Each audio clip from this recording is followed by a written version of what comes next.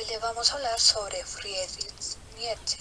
Somos del curso 1101 y nuestro grupo está conformado por Paula Agudelo, Evelyn Atencia y quienes habla Loren Castro. Biografía.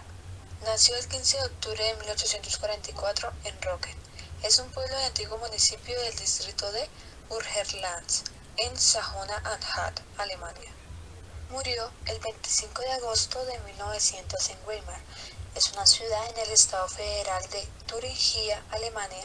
Se encuentra en el centro de Alemania entre Erfurt en el oeste y Jena en el este, aproximadamente a 80 kilómetros al suroeste de Leipzig, 170 kilómetros al norte de Nuremberg. Con una severa miopía fue el primogénito del pastor luterano Karl Lubin, también hijo del pastor, quien se había casado con Franziska Oehler en 1843, cuando tenía 2 años. Nació su hermana y un año más tarde un hermano. Se trasladó con su hermana y su madre a Nuremberg, donde vivió con la abuela materna y las hermanas solteras de la madre bajo la vigilancia de un magistrado local. Comienza a escribir un diario, así como a pasar vacaciones con sus tíos en Polis. Muere la abuela materna en abril de 1856. Se traslada a la casa de la tía Rosalie. Comienzan sus dolores de cabeza y de ojos. Recibe vacaciones especialmente por ese motivo. Fue filósofo, crítico cultural, compositor, poeta, filólogo.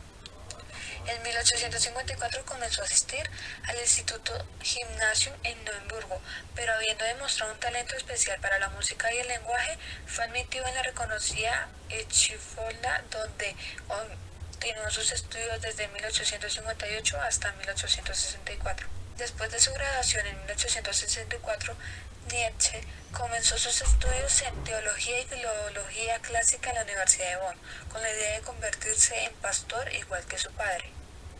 Por un corto periodo de tiempo fue un miembro de Burschenschaft Franconia. Tras un semestre, para disgusto de su madre, abandonó sus estudios de teología y comenzó los de filología clásica. Al año siguiente siguió a esta universidad de Leipzig. Se cree que contagió la sífilis en su época de estudiante. En 1869 fue nombrado profesor de filología griega en la Universidad de Brasilia. Nietzsche se convirtió en el profesor a los 24 años, sin embargo, se vio obligado a retirarse a los 35. Sus ideas sobre el cristianismo y sobre Dios lo hacían impresentable ante las autoridades del Ministerio de Educación. Quiso abandonar la filosofía para dedicarse a la jardinería, pero finalmente desistió. Nietzsche recibió influencia de la cultura helénica, en particular de los filósofos de Sócrates, Platón y Aristóteles. Su delicada salud le obliga a retirarse en 1889. Nietzsche llega a Brasilia para ser integrado en manicomio. El diagnóstico: parálisis progresiva. La madre lo recoge y lo lleva consigo. Anécdota: el caballo.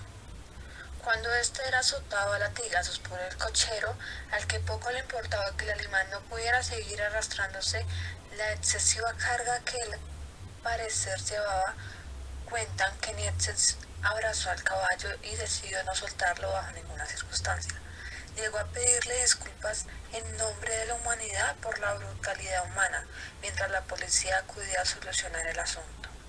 Esta anécdota es mencionada por Milan Kundera en el libro La insoportable levedad del ser e incluso recientemente la película The Third Horse.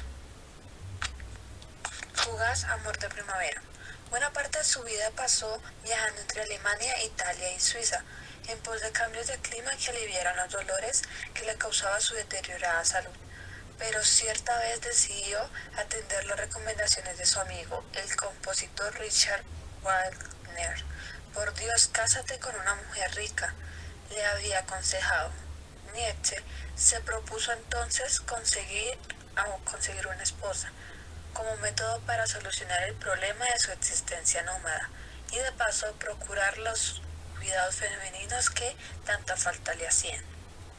En la primavera de 1876, el genial filósofo de 31 años de edad se tomó unas vacaciones junto al lago de Ginebra, Viajó con su amigo Karl Boll, con quien compartió la lectura de la novela romántica Los novios de Miles Alexandro.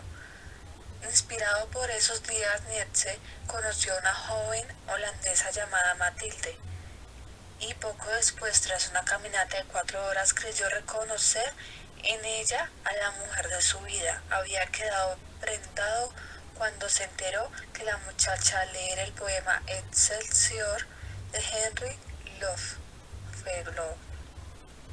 La filosofía de Nietzsche es una inversión de la filosofía de Platón, dualismo ontológico, el de las ideas más importantes.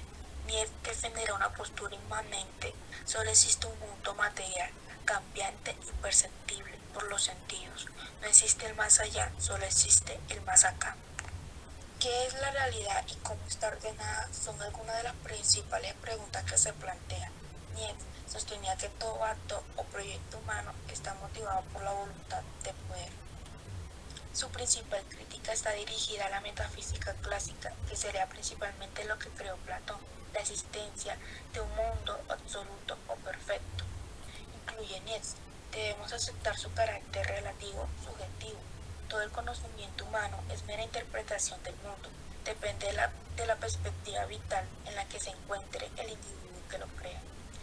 Nietzsche se opone al dualismo ontológico, fiel reflejo del dualismo platónico. Para esta, el ser es lo fijo, lo inmutable, lo estático. Para Nietzsche, la realidad es algo en constante cambio y devenir. Nietzsche dice que la religión nace del miedo y el horror que el hombre tiene a sí mismo. Se trata de la incapacidad de asumir uno su propio destino. También apunta a la lógica. Para el lógico, la verdad se opone al error y Nietzsche rechaza esta oposición alegando la existencia de errores irrefutables y verdades contradictorias. Según Nietzsche, el conocimiento humano cumple la función de mantenernos en la existencia, tiene un valor funcional, critica el lenguaje sobre todo con los conceptos, que es nuestro instrumento expresivo de la realidad. Para Nietzsche, no existe la verdad objetiva, sino que solo podemos hablar de verdad dentro de una interpretación o perspectiva. Algunas de las obras de este filósofo son las siguientes. Así habló Zaratustra, el libro más célebre y convertido de toda la obra de Friedrich, se sirve de la figura semi-legendaria del filósofo. El Anticristo, la generación de lo moral, Canciones del Príncipe, Crepúsculo de los ídolos, ese homo. No que me hayas mentido, que ya no pueda creerte, eso me aterra. Así describía el autor su desconfianza hacia las personas que no eran sinceras. El individuo ha luchado siempre para no ser absorbido por la tribu, pero ningún precio es demasiado alto por el privilegio de ser uno mismo. No hay que dejarse llevar por las tendencias o las presiones sociales, sino hacer lo que uno cree conveniente. Los monos son demasiado buenos para que el hombre pueda descender de ellos. Nietzsche era muy crítico con el comportamiento del ser humano y su condición bélica. Si lo intentas a menudo, estarás solo y a veces asustado. Siempre se lucha contra todos, contra prejuicios a la hora de pensar diferente a los demás. La esperanza es el peor de los males, pues prolonga el tormento del hombre. Nietzsche era muy poco dado a la palabrería pseudocompasiva.